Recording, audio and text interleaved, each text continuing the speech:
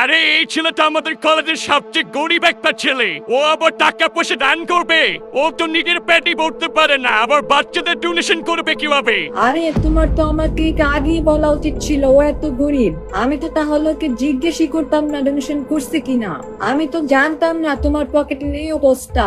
Sorry premise. আরে এই গরিবের বাচ্চাদের কিছু বলার নাই। কলেজের সবাই যেন ও এক নম্বর ফকির, ওর এইসব বলে লাভ নাই। আরে আকাশ, ও গরিব হয়েছে ঠিক আছে, আমরা তো ওর মতো না যে গরিব হওয়ার পরও ওর নিজের কোনো ইজ্জত নাই। শুনেন, অনেক হয়েছে, আমিও টাকা ডোনেশন করছি। আচ্ছা, আপনি তাহলে ডোনেশন করছেন তো কত টাকা ডোনেশন করছেন শুনি একটু। প্রিমিস যত টাকা ডোনেট করেছে তা চারুর কল্পনার বাইরে ছিল। চারু যদি শুনতে পারে প্রিমিস আসলে কত টাকা ডোনেট করেছে তাহলে সে পাগল হয়ে যেতে পারে। এর জন্য প্রিমিস মনে মনে ভাবছিল এই সময় চুপ থাকাটাই ভালো, কারণ সে মনে করে সময় হলে নিজে নিজে জবাব পেয়ে যাবে। আমি বেশি টাকা ডোনেশন করি নাই, আমি সামান্য কিছু টাকা ডোনেশন করছি। বেশি করো নাই, আমি জানি তুমি বেশি টাকা ডোনেশন করো নাই, আর আমি এটাও জানি যে তুমি কত টাকা ডোনেশন করছো।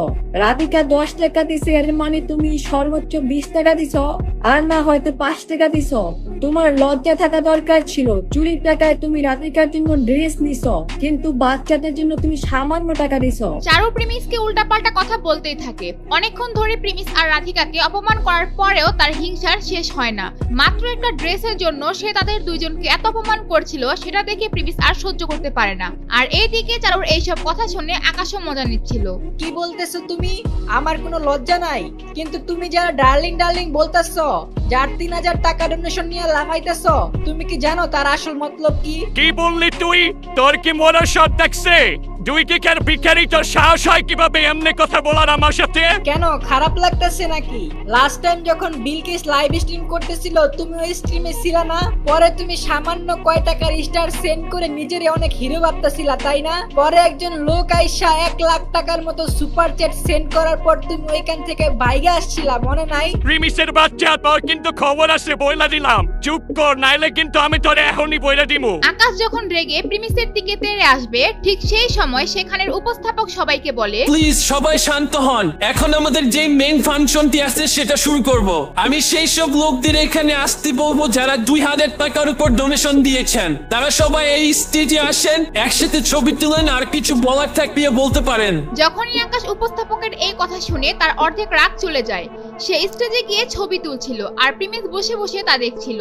এখানেই প্রমাণ হয়ে গেল আকাশ প্রিমিসের চেয়ে কত উপরে। সে এগুলো ভেবেই প্রিমিসের দিকে তাকিয়ে হাসতে থাকে। প্রিমিস, চলো আমরা এখান থেকে চলে যাই, শুধু শুধু ওদের কথা শুনে লাভ নাই, চলো জায়গা আমরা এখান থেকে। রাধিকা প্রিমিসের জন্য চিন্তা করছিল। এইদিকে যারা ডোনেট করেছে তাদের মধ্যে অনেকেই স্টেজে আসতে চায়নি। তারা চায়নি তাদেরকে তাদের এই মহৎ কাজের জন্য মানুষের কাছে বাহবা পাক। এরপর স্টেজে অনেকেই ডোনেশন এবং বাচ্চাদের নিয়ে কথা বলে। তারপর হঠাৎ আকাশ কথা বলা শুরু করে। আমি এখানে কিছু লোকদের নিয়ে কথা বলতে চাই। এখানে কিছু লোক আছে যারা মাত্র 10 টাকা দিয়ে নিজের অনেক মহৎ লোক ভাবতেছে।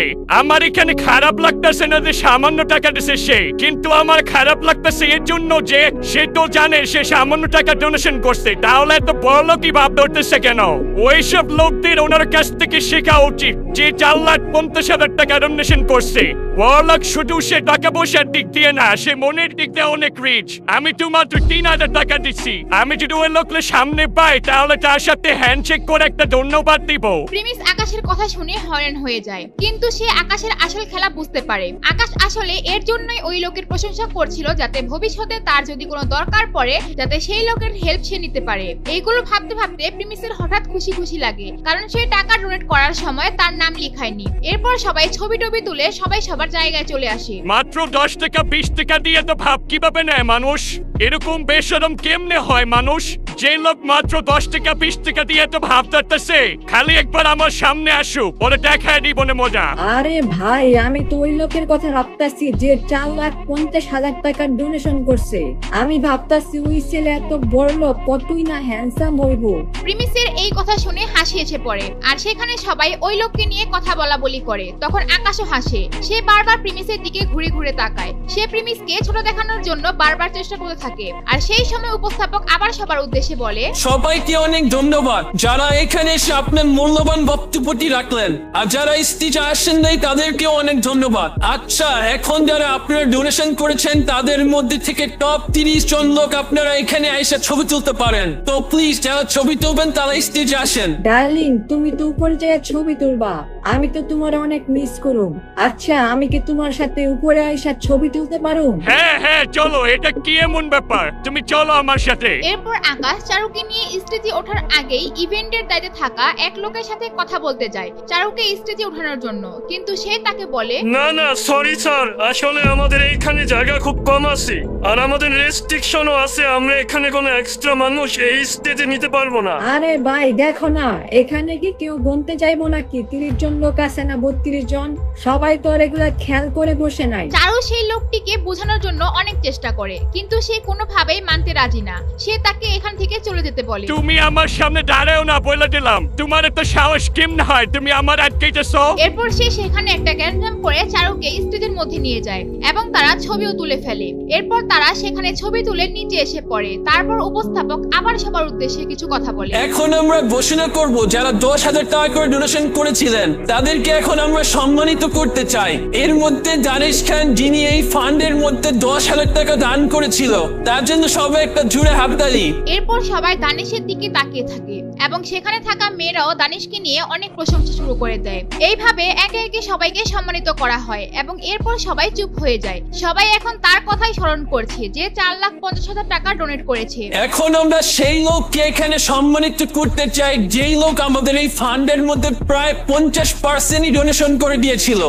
উনার ডোনেশনের পরিমাণ এতই বড়, আমার মনে হয় তার মনও আরো অনেক বড়। সবাই অধীর আগ্রহে বসে আছে কখন সেই লোকের নাম বলবে। প্রিমিস এত টাকা ডোনেট করেছে যে অনেকের ফ্যামিলির পুরো বছরের ইনকামও না এটা। এইদিকে চারু সেই লোককে নিয়ে স্বপ্ন দেখাও শুরু করে দিয়েছে, কিন্তু এইদিকে এখানে কোনো লোক দাঁড়ায়নি, কেউ দাঁড়ায়নি। তাই সবাই উপস্থাপকের দিকে তাকিয়ে আছে কখন সে নাম বলবে। আমি জানি সবাই ওই লোকের নাম শোনার জন্য অধীর আগ্রহ নিয়ে বসে আছেন, কিন্তু আমি আপনাদের একটা কথা বলতে চাই, যেই লোক আমাদের এই ডোনেশন দিয়েছে সেই ডোনেশন দেওয়ার সময় তার নামটা লেখায়নি। কি বললেন? সে নাম লেখায় নাই? তার মানে নিশ্চিত ওই লোক কোনো নাম কামানোর জন্য ডোনেশন করে নাই। ও আসলে বাচ্চাদের কথা চিন্তা করে এত বড় ডোনেশন দিছে। স্যার দেখেন, আপনি যদি এই স্টেজে থেকে থাকেন তাহলে আপনি এখানে আসেন। আমরা আপনার সাথে ছবি তুলতে চাই, এমনকি আপনাকে সম্মানিতও করতে চাই। উপস্থাপক সবার দিকে তাকিয়ে বলার পরও কোনো ব্যক্তি সেখানে দাঁড়ায় না। সবাই এটাই ভাবছে ওই বড়লোক মানুষটি হয়তো আজকে সেখানে আসেনি। সবাই সেই লোকটিকে দেখতে না পেরে খুব হতাশ হয়ে যায়। প্রিমিস এখন পেছনের দিকে গিয়ে বসে নিজেকে একটু লুকানোর চেষ্টা করে। সে চাচ্ছিল না কেউ তাকে দেখে চিনে ফেলুক। এরপর সবাই মিলে স্টেজে ছবি তুলতে থাকে আর চারু রাধিকাকে জ্বালানোর চেষ্টা করে। দেখছো রাধিকা, তুই দামি জামা কাপড় পরেও আমার মতন বইতে পারলি না। আমার বয়ফ্রেন্ড আমার জন্য কত কিছু করে, তোর বয়ফ্রেন্ড গরিবের বাচ্চা ভিখারি চোর একটা পিছনে গিয়ে লুকায় রইছে। এরপর প্রিমিস রাধিকাকে নিয়ে চলে যেতে নেয়। প্রিমিসের আজকে এই ইভেন্টে আসার আরো একটি কারণ ছিল, সেটি হলো চৌধুরী গ্রুপের কাশেম মিয়া তাকে এই ইভেন্টে জয়েন করতে বলেছিল। এখন যেহেতু এটা কমপ্লিট হয়েছে তাই সে এখান থেকে যখনই চলে যাচ্ছিল ঠিক তখনই তার পিছন থেকে সেই লোকটি প্রিমিসকে থামায়, যে প্রিমিসের কাছ থেকে এত টাকা ডোনেশন নিয়েছিল। আরে আপনি এখানে এইভাবে কেমন চলে যাচ্ছেন? লোকটি এরপর প্রিমিসকে নিয়ে স্টেজের সামনে চলে যায় আর সবাই সেখানে তাদের দিকে তাকিয়ে থাকে। কি হবে এখন? সবাই কি প্রিমিসের ডোনেশনের কথা জানতে পেরে যাবে? প্রিমিসের আসল পরিচয় কি এবার প্রকাশ পেয়ে যাবে? তা জানতে চাইলে দিবস গেমিং এর ইউটিউব চ্যানেলটি সাবস্ক্রাইব করে নোটিফিকেশন বাটন বাজিয়ে রাখেন। আর যারা ফেসবুক পেজ থেকে দেখছেন তারা পেজটি ফলো করে রাখেন।